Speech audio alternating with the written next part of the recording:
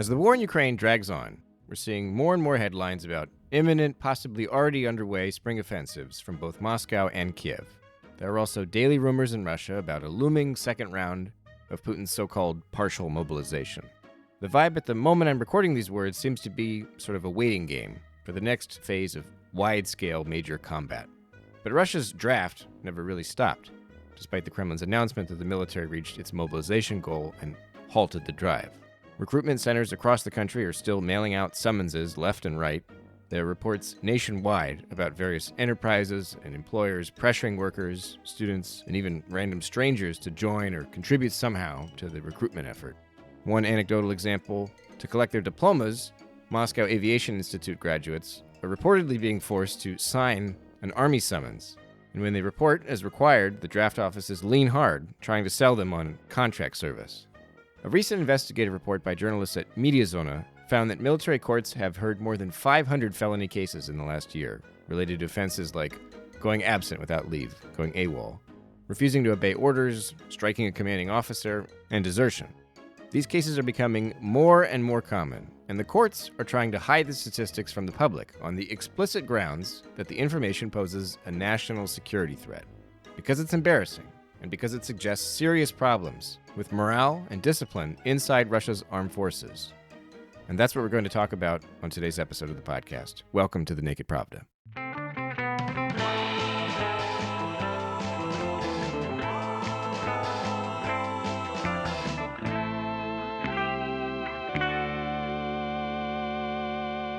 Howdy, folks. Welcome back to the Naked Pravda. I'm your host, Kevin Rothrock, the managing editor of Meduza's English language edition. On this week's show, I'm taking a close look at a recent investigative report from journalists at the independent Russian news outlet Mediazona, who dug through available court records, interviewed attorneys, and scrubbed public announcements to track a growing trend in Russia's military. More and more soldiers are committing felony offenses in what appears to indicate the Russian military's growing problem with a lack of discipline and morale. Before getting to today's show, I'll take a few seconds to remind listeners that support from Meduza's international audience is more important today than ever, now that the Russian authorities have designated Meduza as an undesirable organization, outlawing our reporting on the grounds that it poses a threat to the foundations of the Russian Federation's constitutional order and national security. In other words, everything we do now, our investigative reports, our newsletters, our posts on social media, even our podcasts, it's all a crime now inside of Russia. Meduza will continue to report events to our readers, millions of whom are still in Russia. We will not submit to this attempted censorship. Now more than ever, your contributions sustain our work, and we need your help, also in just putting out the word about our crowdfunding campaign. Okay, let's get back to this week's show. My guest today is David Frankel, a reporter and data team journalist at Mediazona. The article in question here was written by journalist Anna Pavlova, and David, who helped with the data collection for this story, walked me through Mediazona's biggest findings. Our conversation started with my realization that this investigation reveals a major reason why Vladimir Putin never formally rescinded his mobilization executive order, even though the Kremlin insists that Russia's draft has stopped.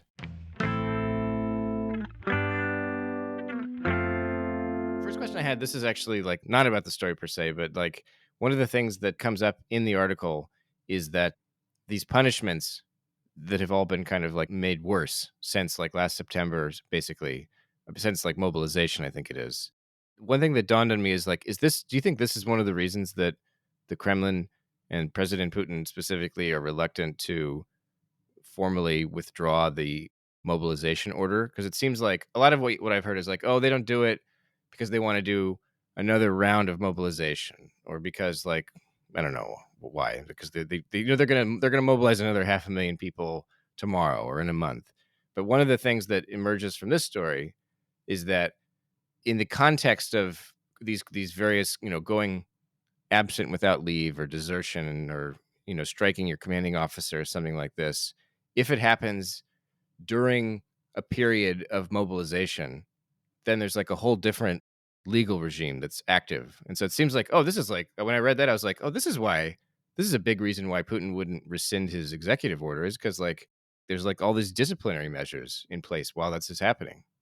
I would say that's absolutely correct.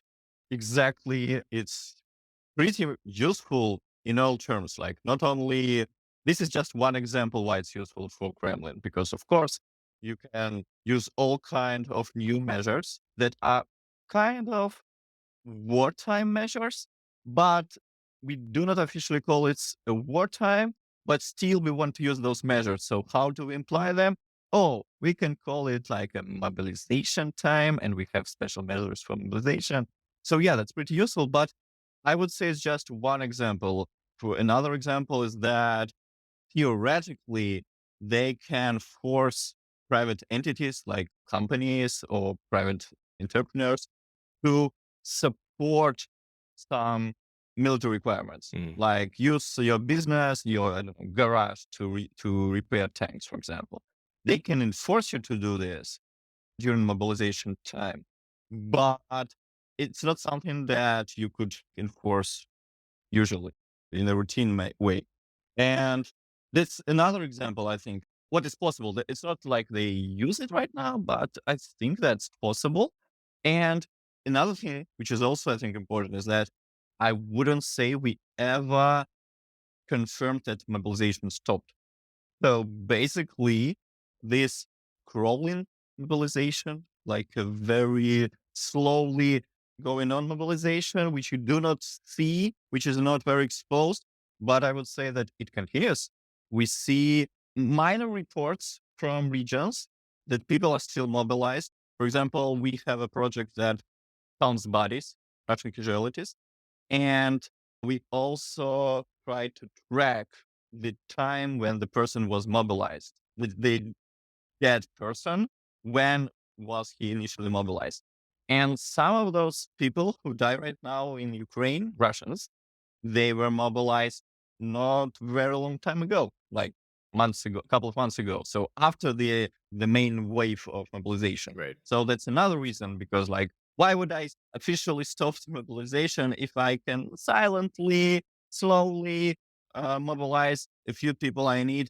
Another reason is what we heard is that some draft officers, employees, they explain some of their actions by the fact that mobilization was not officially stopped. Right. Like, I think one of our colleagues called draft office and asked, like, hey, we see, it was, I think, a couple of weeks ago in the news, that we see a lot of new draft requests. How would you call them? Uh, Summons. Yeah.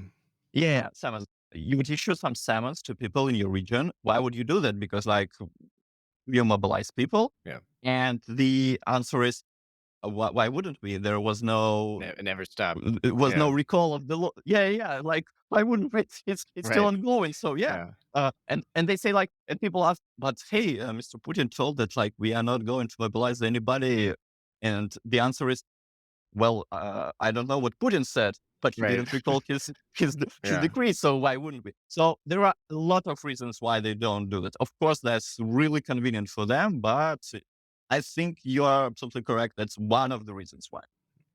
Okay. So this recent Mediazona article goes into it. Basically, it summarizes these garrison military court cases. Most of them have to do with soldiers going AWOL, absent without leave. But then there's also some desertion cases. There are some striking superior officer cases. There's The almost a dozen of different types of Yeah, them. yeah, yeah. But the biggest one is going AWOL. The Um, biggest one, AWOL. Yes, correct. Yeah. And is it clear to you why this is the most common offense? Is it the fact that are the courts just choosing to prosecute soldiers according to that criminal statute, or is that actually the nature? Does that best describe the nature of soldiers abandoning their posts? Are the courts looking at people running away from the front and saying, "Well, we're going to call that going AWOL so that we have a chance to keep that person in the armed forces because then they can get probation and we can keep them fighting," or are those people actually just kind of leaving their post to go see their girlfriend and they're not really intending to leave the army? They're just kind of young kids who aren't thinking it through. Like, what's the nature of the crimes as they're classified versus like what we actually know about how people are behaving? So first of all, there are, I think, three different crimes in the Russian law currently, because some of them are new ones. So one is just AWOL, which is the most common one. That's when you basically leave your military base because you, yes, because you went to see your girlfriend.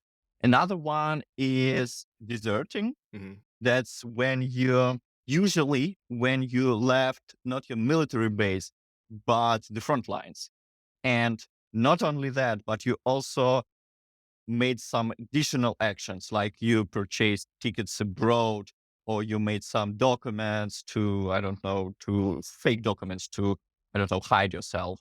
So that's a more serious crime. Yeah. And then there is also, how would I say it, refuse to follow the order, Right. Right. right? Right. Right. So that's similar because that's when you say, I don't want to go to the front lines, for example. Okay, I'm not leaving the military base, but when you ask me to go to the front lines, I refuse. So it's close because like you're basically trying to avoid the front lines, but it's uh, You're not it's technically walking away. yes, you're not technically Yeah. walking away. So AWOL is the lightest because like you're not doing anything really serious. Then it's refusal of the order because like you haven't really went away. You have just refused. And the serious crime is deserting. And then there is the second category. That's all other cases when you are kind of like attacked your officer, for example, because that's not when you try to avoid something, but when you really did some action. Actually, there are some additional new laws like faking an illness, I think, Uh, but they are really anecdotal. So I yeah. wouldn't Yeah. really count them. So why most of the cases are AWOL? The main reason is because, when I say that's because courts consider people AWOL, but that's because the prosecutors, they have an issue to prove in the Russian court that the person prepared some additional actions to be considered a deserter. Like, as I gave an example, like you have to buy tickets, for example. So if you don't have tickets, it's very hard for both prosecutors and the judge to say, okay, I see those actions that formally follow another law. And that's how usually Russian law works. It's on one hand very strict, repressive and stuff, but it's very formal. Yeah. Even repressions are formal. They follow the letter of the law, and that's why they, even if they understand that the person was a deserter, in many cases they still categorize those people as, okay, you're just an AWOL because why would we bother ourselves proving some serious matter? So we don't want to like spend time, additional paperwork. It's complicated, and for them it really, I think, doesn't matter. They don't care if you receive a different sentence because of the different article of law. They don't care. Why would we? Right. We sentenced you. We made an example for your colleagues. So that's enough. That's enough. We don't care. The important difference is that, do you receive the real punishment? Like, do you go to a penalty colony or you are on probation? That's an important difference. And for example, if you AWOL, you receive usually probation because that's the lightest case. You didn't really committed anything serious, so that's fine. You would receive maybe a year or 2 years of probation, and it's possible that you may be sent back to the front lines because technically a probation sentence is not prohibiting you from service. On the other hand, if you refuse the order, at least, that's a more serious crime. So that will give you what, 2 or 3 years of jail, usually a penalty colony, which is the lightest in Russian prosecution system. And in that case, you do not go to the front lines because the real sentence prohibits you from serving. Mhm. And if you are deserting, that's a serious crime. It's much more Right. years in jail. So that's not that good. So if you're a Russian soldier and your goal is not to go to the front, then your best option is to report for duty, but then refuse to deploy to the front lines, and you'll then be accepting essentially the risk of prison, but it'll be light prison, and it won't be necessarily the hardest penitentiary, and you won't get probation, so they can't just send you back. So in terms of like cost benefit analysis, that's probably the like the best play that they have available, I guess. Yeah, that's the most rational way. At least Uh-huh. if you are already mobilized, Yeah. so at the first place you should avoid being mobilized. Right. But if you're already mobilized, you should avoid being sent to the front lines, because Yeah. before you are sent, the chances that you can refuse the order and get those 2-3 years in a light type of jail Yeah. are the best. But as soon as you were sent to the front lines, your chances to get the deserter article, Yeah. they are much higher. So that's not recommended, I would say. Right. Right. You Right. would you would still avoid the front lines at some point, but you would receive a sentence of 5 or more years, or maybe 10 years. Right. I don't recall. But you could also face the consequences of, for example, being sent like to, I don't know how to say it, even to the cellar, because they have these unofficial prisons Right. on the front lines in the cellar, so underground, and they will keep you there, and they will try to force you to go back to the front lines. So that's the worst case scenario. So yes, try to refuse the order as soon as possible. Uh-huh, uh-huh, okay. When I first saw this article and I basically glanced at it and saw like, okay, all these like men are going AWOL. I mean, I didn't necessarily believe it at first, but like the implication seemed to me to be, oh, like this is a major problem for military discipline in Russia. Are men starting to say, I don't want to fight, I'm just going to leave, like screw this, and like that would be, the collapse of like Russia's military effort or something. But then as I read the article, it seemed like, okay, actually, if you bring in 300,000 young guys into anything, a lot of them are gonna like they're just gonna be like, "Ah, screw this." Like they're not gonna think through the consequences. It's not like they're objecting to the war so much as like, "Oh, my mom needs me," or "Wow, I really want to go home and get laid one last time," or something like that. It's like it's not necessarily like a moral protest. It's more of a kind of like everyday like guys just like not following orders. Did you get an impression as to like whether Mediazona's findings say something about morale in the Russian armed forces and it's like declining and men don't want to fight because they're opposed to the war, they're opposed to dying in the war, or is this just kind of a more everyday kind of discipline problem? At least what we know is the trend.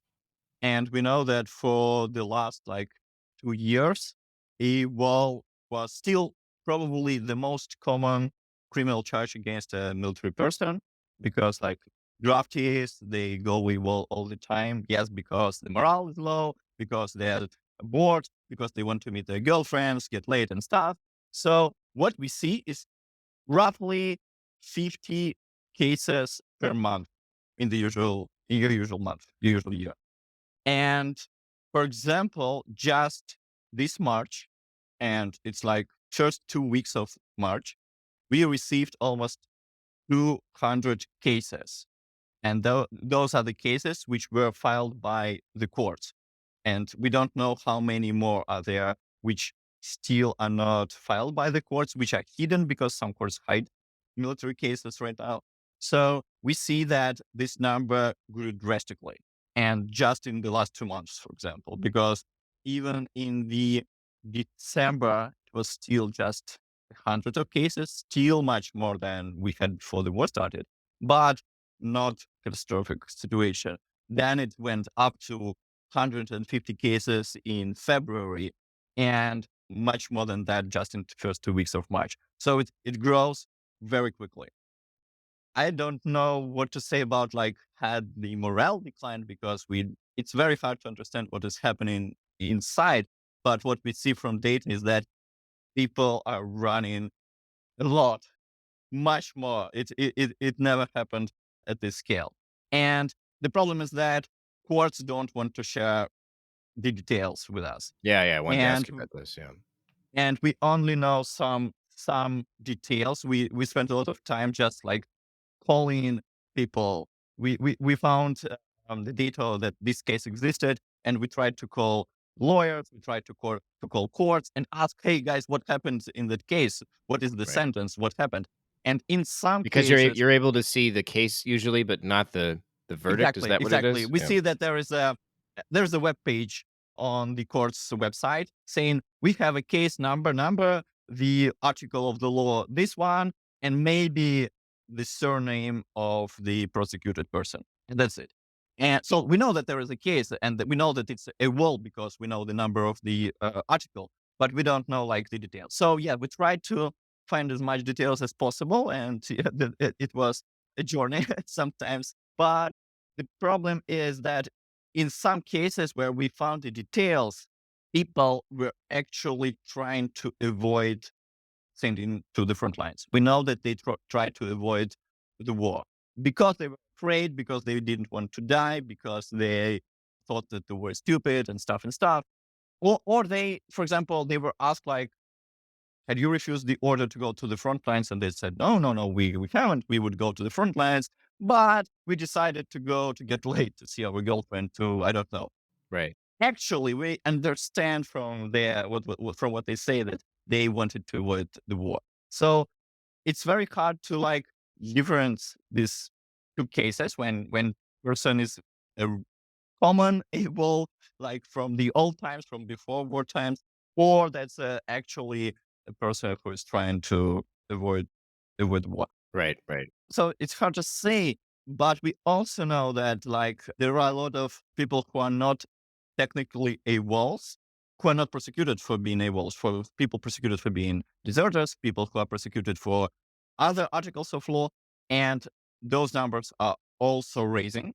So we know that a lot of people are, I would say, I don't know, brave enough or radical enough to attack their officers, for example, because of some issues. Sometimes it happens not because they want to avoid being sent to the front lines, but because they had some issue, because they had low morale, because they had lack of weapons, for example. A lot of people attack their officers because, like, Right. officers don't give them weapons or food or stuff. So from those articles, I would say it's much more clear that the morale is really low.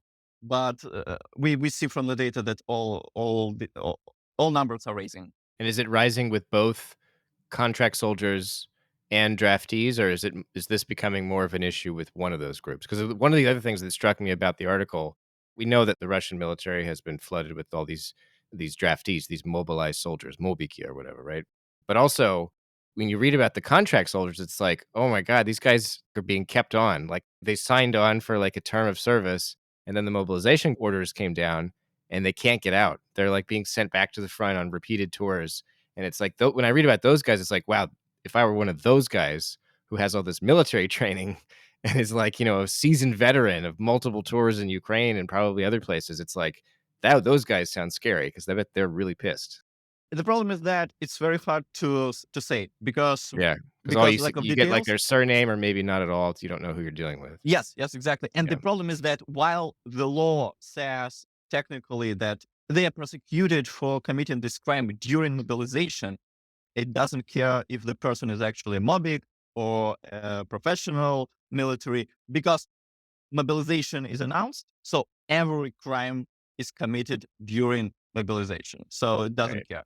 And right, we know some cases when a person exactly did what you described. Like the person was a volunteer or professional military, they served and then they came back and they refused to go back to the front lines. And they were prosecuted, for example, for refusing to follow the order to go back and serve once again. There is this funny case of a guy who served and then he came back and during his vacation and he decided to visit the families or graves of his fellow soldiers, and they were in Gratia, and he realized that he's a Buddhist. Yes, he realized that he's a Buddhist and he's now a pacifist and he's not going to come back.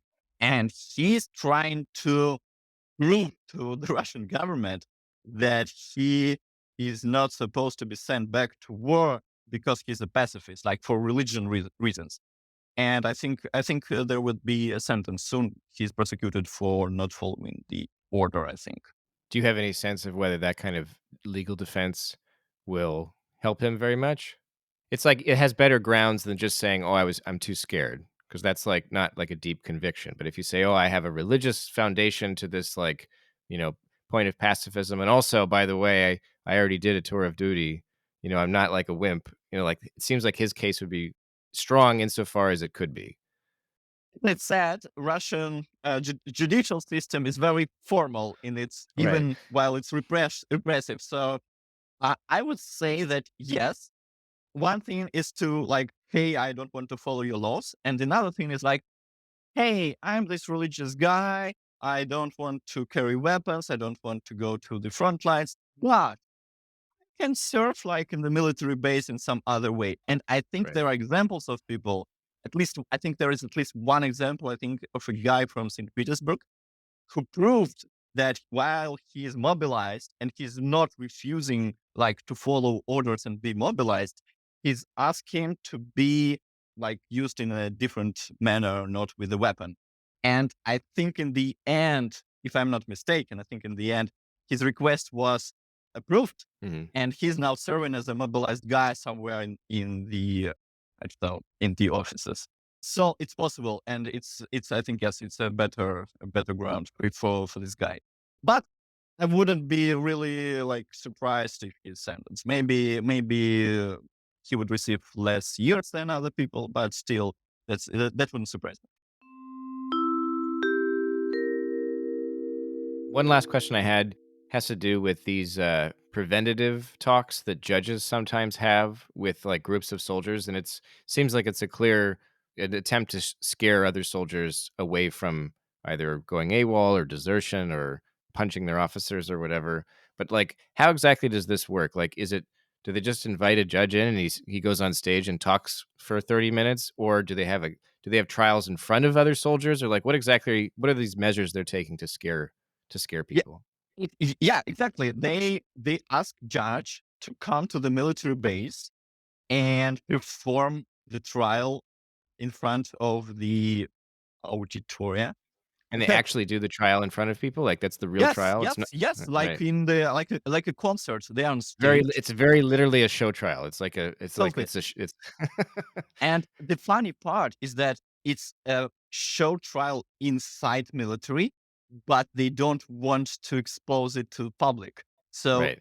so they gather people to sit there in the theater to watch the show. And then when we call them and ask, hey, you had this trial, what is the result? What is the sentence? They tell us, oh, that's a secret.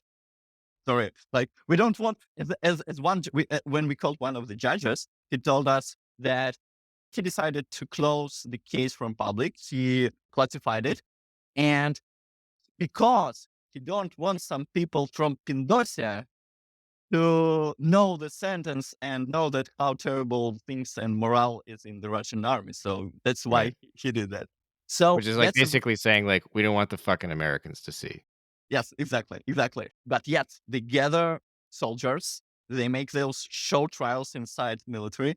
And another thing is that they not only do that as trials, but for example, when they arrest soldiers, they do the same thing. They gather all the soldiers from the base, and in front of everybody, they announce that, hey, Private Ivan Ivanov, come here, please. You are officially arrested for going a wall. And this is shot on video. And Yeah. lawyers sent us those videos.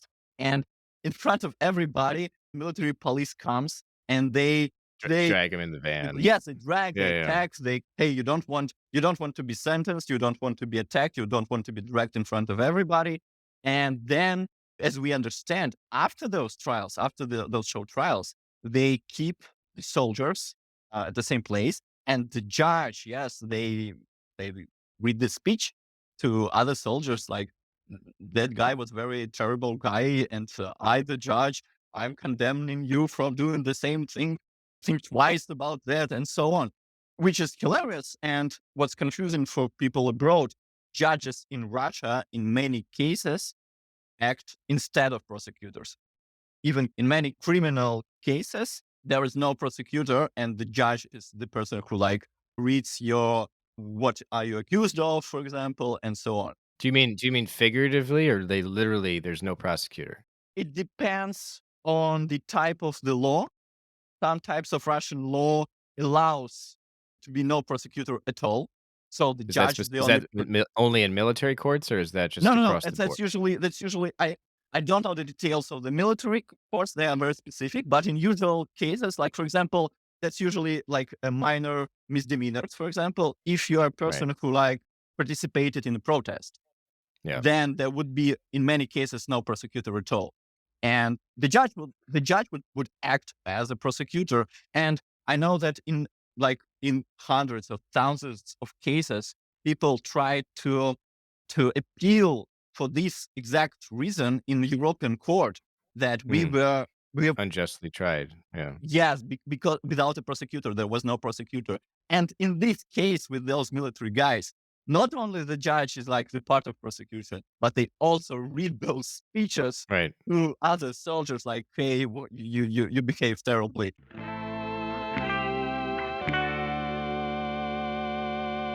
Thanks for tuning in, folks. This has been The Naked Pravda, a podcast from Meduza in English. Remember that undesirable status back in Russia means our entire news outlet now relies on readers and listeners around the world to support our work. Please visit our website for information about how to become a contributor with one-time or recurring pledges. Thanks again. Until next week.